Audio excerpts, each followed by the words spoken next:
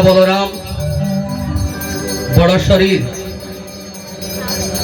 শরীর ছোট ভাই শ্রীরামকে মনে করে বলরামকে নিয়ে যাবে।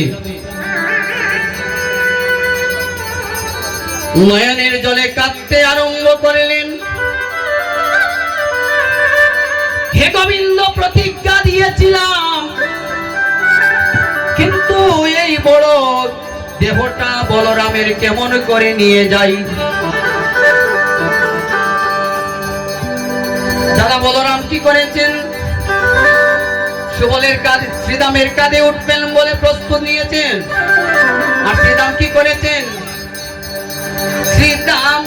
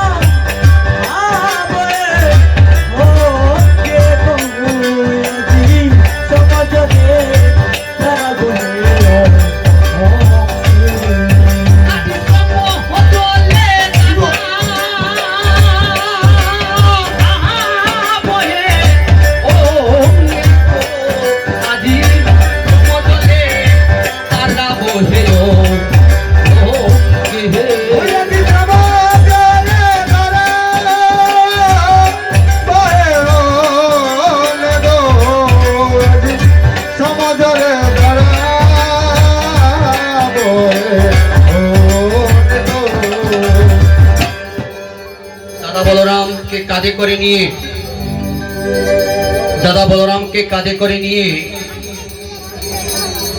বংশী বটের তলে নিয়ে যাচ্ছেন। সকল রাখালগণ একত্র হয়ে বলছে, ভাই কানাই, এই দুপুর বেলা বড় খিদা লেগেছে ভাই, তুই তাড়াতাড়ি কিছু সেবার ব্যবস্থা কর। সকাল বেলা কে এসেছিলাম, এই বড্ড খিদার জ্বালা সহ্য করতে পারছি না। বলরাম বলছে, ও ভাই কানাই, তুই তো অনেক সময় যে জায়গায় অসম্ভব কিছু সম্ভব করিস, খিদার জ্বালায় বড় কষ্ট করছি ভাই। কিন্তু শুনেন মা, এই বৃন্দাবন মাঝে ব্রজবাসীগণ বহু যুগ যুগ থেকে অপেক্ষা করছে কৃষ্ণ সেবা দিবে বলে। কৃষ্ণ যদি সেবা নিজে না করে তাকে সেবা কে করে?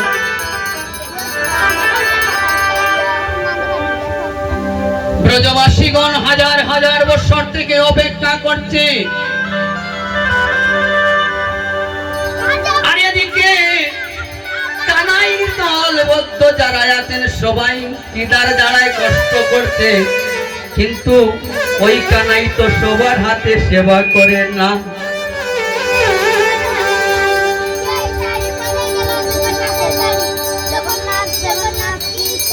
যমুনা ওরে বেরি সকাগনে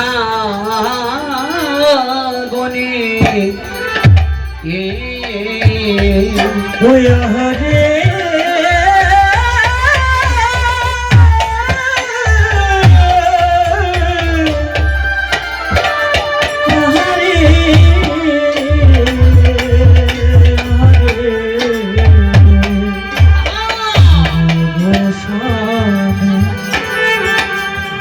সরিষ কাগনে মাঝে করে বসাইল কানু, মাঝে করে বসাইল কানু, মাঝে করে বসাইল কানু, ও কানু রে মাঝে করে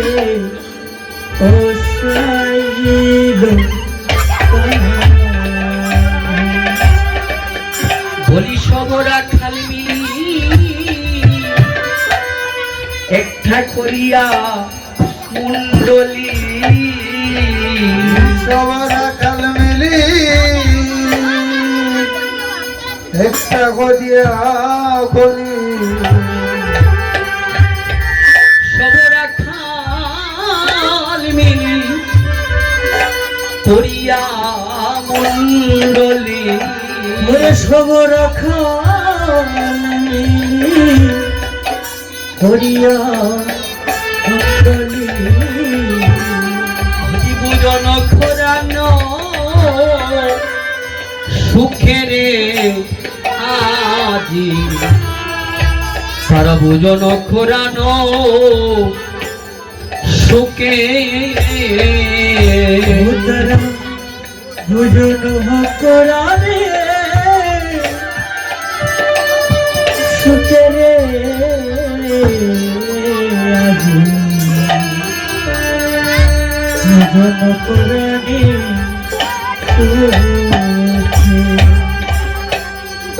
হজি ভোজন খোরানো সুখেরে আজি, আনাই বোঝন খোরানো সুখে করানো সুখে ভোজন করানো সুখে। কানাই কানাইকে সেবা দিতে যাচ্ছেন, কিন্তু শ্রীরাম আগে নিজেকে অর্ধেককে ভগবানকে সেবা দিয়ে বলছে, ও কানাই তুই পরে কা।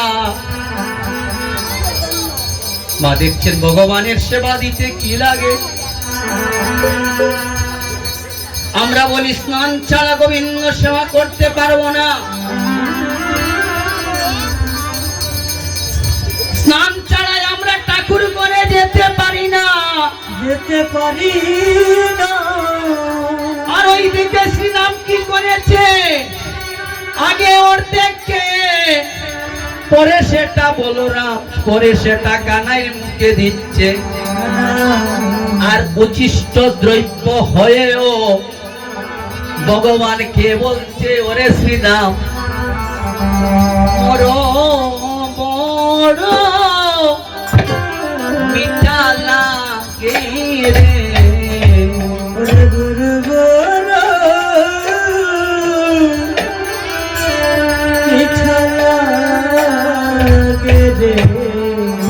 ওরে শ্রীরাম বড় মিঠা লাগে রে, বড় বড়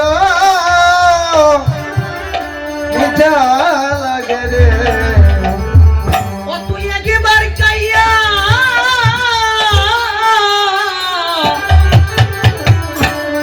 দেখি রে শ্রীরাম, ওরে বড় বড় মিঠা লাগে রে, ওরে একবার খাইয়া দেখি রে শ্রীরাম, গরু গরু মিঠা লাগে রে, একবার খাইয়া দেখি রে শ্রীরাম, বড় বড় মিঠা লাগে রে, ওরে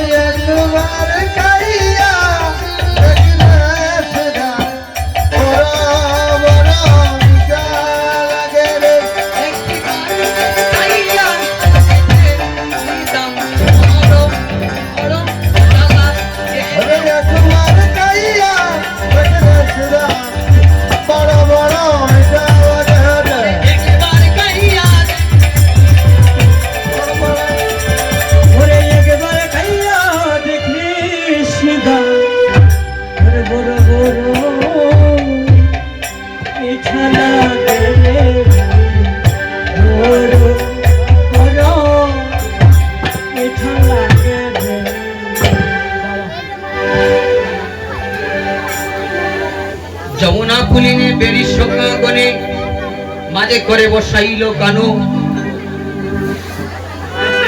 সবরা কাল মিলি করিয়া মন্ডলী ভোজন করানো সুখে।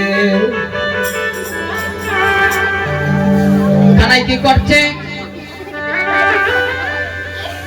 কানাই কি করছে? বড় বড় মিটা শ্রীরাম বলছে, শ্রীরামকে বলছে, ওরে কানাই, জীবনে মনে হয় আর কোনোদিন সেবা করে নাই। বাবা ঠাকুরের এত গুণ, 5টা খোলা দিয়া যদি ঠাকুরের কিছু গান গাই দেখবা, গান খুব সুন্দর লাগে। আর খোলা একটাও দিন না যেন দেখবাইরও গান টান লাগেন না। আজকাল খোলাও খাইলে একটু শান্তি হয়, কি যেন জানেন, এটা ব্রজের কথা বলে একটু প্রসাদ হয়েছে, তো সেই সামান্যতম প্রসাদ হওয়ার জন্য অনেক বাসনা করে বসে আছে। তবে প্রসাদের বাসনা থাকা চাই। রাধে রাধে। কেউ দেখবা বাড়ির বেগ করি প্রসাদ নিলা, ফুরতাই তোলাই, ফুরতাই বললে আমি আর খাইতাম নাই, পরে ফালাইলা বিছে দিয়ে খালো, করি বল গান্ধ হয়ে গেলে দিলাইলা আসে, আসেও খান না।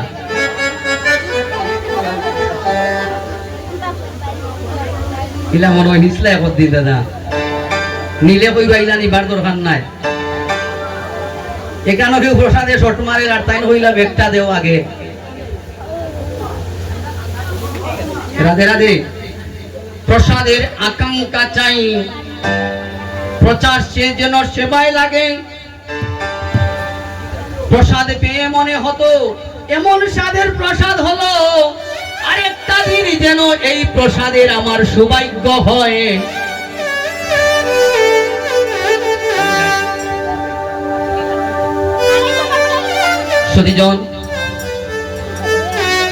সুধীজন, আপনারা লক্ষ্য করবেন, বাড়িতে প্রসাদ দিবেন, কর্মকর্তা প্রসাদের আয়োজন করেছেন আপনাদের জন্য, আমাদের জন্য।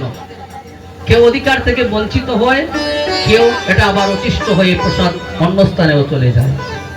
আর যদি প্রসাদটা দেখতে পাচ্ছেন আপনারা, আমি হরিদাস নির্যানের কিছু আলোচনা করলাম না, প্রসাদ কীর্তন সাঙ্গ করেও একটু প্রসাদ সেবা করলেন, কারণ প্রসাদের সৌভাগ্য সবার হয়। সুধীজন,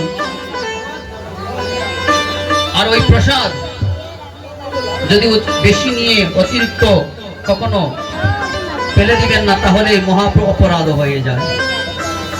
আরে খাওয়া দাওয়ার পর বিশ্রাম করার পর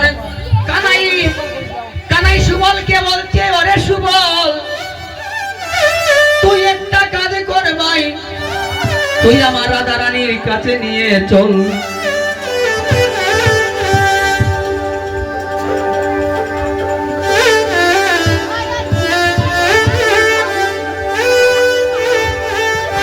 রাধে রাধে। ওরা 3 ভাই, তারা 3 ভাই, তাদের পরিবার বর্গ, একটু দাঁড়াও ভাই, দাঁড়াও, একটু দাঁড়াও। পরিবার বর্গ, ভ্রাতৃগণ, পিতৃদেব, কাকাশ্রী, সবাই আজ একটু দাঁড়াও পাশে গিয়ে। তারা আজ বাড়িতে বৈষ্ণব সেবার আয়োজন করেছে। এই গ্রামে উনি দীর্ঘদিন ছিলেন আমাদের সাথে।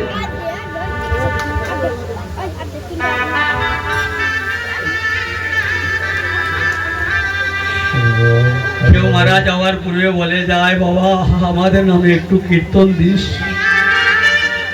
5 ভাই, 4 ভাই, 3 ভাই একত্র হয় না বলে আর জীবনে কীর্তন আর হয় না। উনি কীর্তনে গিয়ে ঠাকুরেশ্বরের বাড়ি প্রতি বৎসর চা দিতেন, ভক্ত সেবা করাতেন বলে। প্রভু বললেন, নিদান কালে যেদিন তুই চলে যাবে, আমি তোর